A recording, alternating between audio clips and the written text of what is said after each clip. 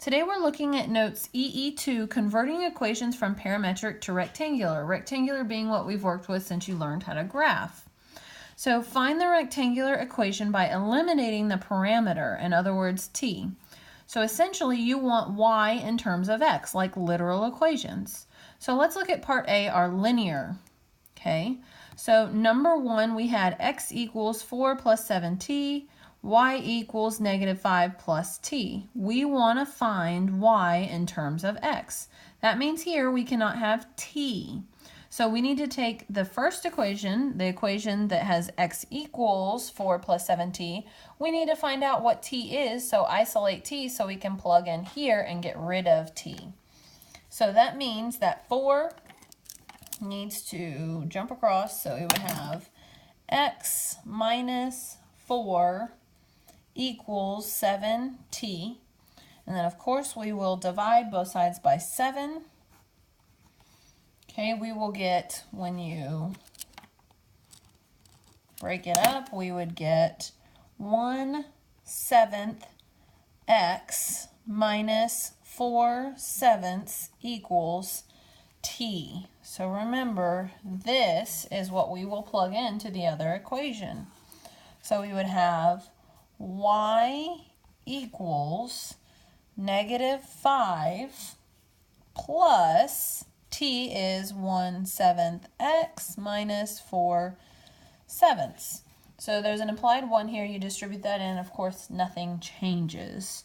Okay, so to get this in the correct term, like y equals mx plus b in the correct order here, we would put the 1/7 x up front, and then we'll have -4/7 minus 5, but we want a common denominator, so wouldn't that be 35/7? So y equals 1/7 x minus 39/7. So that dragged down there, that got a common denominator so I could combine, and then we would end up with this, y in terms of x. Okay, so that's back to rectangular form. We know how to plot that. We've learned how to plot that since Algebra 1, or maybe even sooner. Okay, so then here, let's use a different color to block these off. Here, again, we want find y in terms of x. Okay, so we're going to take this equation, x equals -5 minus 2t. We're going to solve for t. So that -5 will jump over, become positive. So x plus 5 equals -2t. So divide both sides by -2. So then we would have -1/2 x minus 5/2 equals t. Bothers me a little. Okay, so then we know what t equals, so plug in. Here we would have y equals 3 plus this -1/2 x minus 5/2. So y equals -1/2 x. We know we want the term with the slope, the -1/2 x in front, and then minus 5/2, and then this would be plus 6/2 to keep that common denominator. So -1/2 x plus 1/2. All right. So part B, other parent functions. Check these with yesterday's graphs. So these two equations are the first two equations that we plotted in yesterday's notes. So we will check these with yesterday's graphs when we're done. So again, same thing, find y in terms of x, find y in terms of x. So here we have x equals t squared minus 4. So you know what we're going to do? We're going to go ahead and say that minus 4 moves over, so it'd become x plus 4. I'm sure you're getting the hang of it, equals t squared. Okay, and then we're going to square root both sides. Okay, so we would get square root of x plus 4 equals absolute value of t, which would give us plus or minus square root of x plus 4 equals t. Now that we know what t equals, we plug in here where we see t. So y equals plus or minus square root of x plus 4 over, all over, 2. So in other words, let's pull that 1/2 out in front. So in other words, we would have, and don't forget about the plus or minus like I almost just did, plus or minus 1/2 square root of x plus 4. So that would be our equation. So check this with yesterday's. Does that look about right? Well, think about this. This is the square root graph. Both the non-reflected and reflected version shifted left 4, shrunk by 1/2. So it would look left 4, the non-reflected version, and the reflected version would look something like that. So check that with graph 1 from yesterday's notes. And the answer is yes, that checks out because that looks like about the square root graph, both the unreflected and the reflected version. So that's pretty cool. Okay, so we've got that one first, and then look at this one next, number 2, which correlates with number 2 from yesterday's notes. So we want to get t by itself here, so add 1. So this would just be x plus 1 equals t. Okay, of course, that's what we're going to plug in here. So y equals x plus 1 over x plus 1 minus 1. So on the bottom, of course, those simplify. So we would have y equals x plus 1 over x. So you may or may not remember that is your rational, that is a rational graph, okay, where to find the asymptotes, remember the Bobbio, Botno, eats DC. So our exponents here are equal.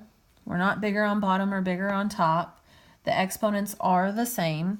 So therefore, you divide your coefficients to get that horizontal asymptote. So the horizontal asymptote should have been the coefficient 1 divided by 1 is 1. So that horizontal asymptote should have been at y equals 1. That vertical asymptote is where the denominator equals 0. So x equals 0. Denominator cannot equal 0, so that's how you get your vertical asymptote. And just because this is that, if you learn this, eats DC, it's divide those coefficients, so lead coefficients. And so does this make sense based on our graph yesterday? Did we have a horizontal asymptote at 1 and a vertical asymptote at x equals 0? And we certainly did. It was that rational graph. So that is also very, very cool. So that was problem number 2 from yesterday's notes. So part C is dealing with trig functions. So when dealing with trig functions, first, oops, I forgot to box, and that will bother me. Here's our answer.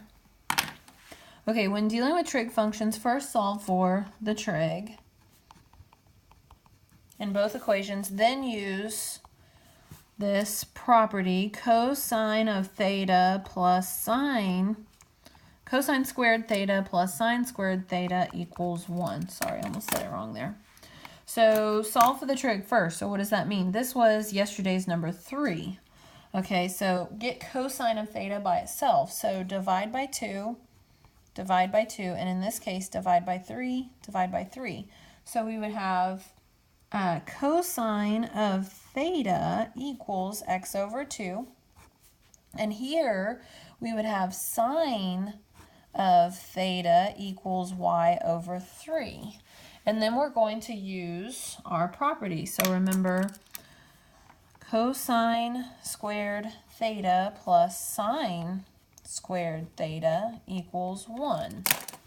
So that means x divided by 2 squared plus y divided by 3 squared equals 1. Okay, so this would be x squared over 4 plus y squared over 9 equals 1. And you may or may not have learned this yet, either geometry, algebra 2, it really depends. But this is an equation for an ellipse, similar to the equation for a circle. So that definitely matches number 3 from yesterday, because that did in fact give us that ellipse. Okay, so number 4 doesn't come from the notes yesterday, but let's practice. So divide by 2, divide by 2. On this one, divide by 2, divide by 2. So you would get cosine theta equals x over 2. Sine theta equals y over 2. And then using our Pythagorean property, we get cosine squared theta plus sine squared theta equals 1. And this would look like x over 2 squared plus y over 2 squared equals 1. And then we would have x over 4 plus x squared over 4 plus y squared over 4 equals 1. And what's really cool is you can multiply the entire equation, every single term, by 4. That would clear the denominator here, so you get x squared plus y squared equals 4. And that works because our denominators are the same, obviously different from this. And this, I'm sure you know, I hope you know, is the equation for a circle. How cool is that?